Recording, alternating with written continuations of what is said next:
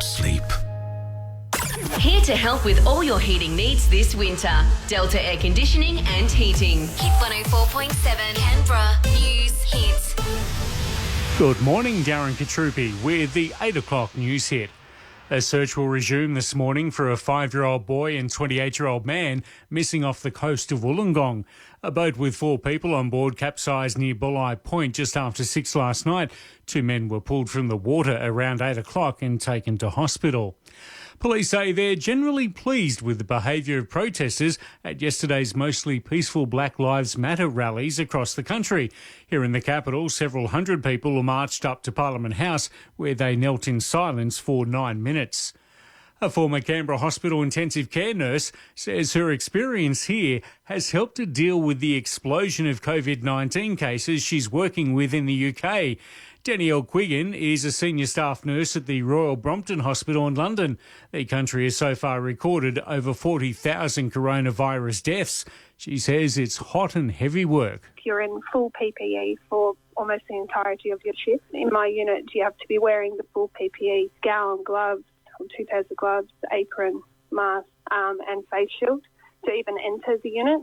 And the New South Wales Nationals have chosen Trevor Hicks as the party's candidate for the upcoming Eden Monaro by-election.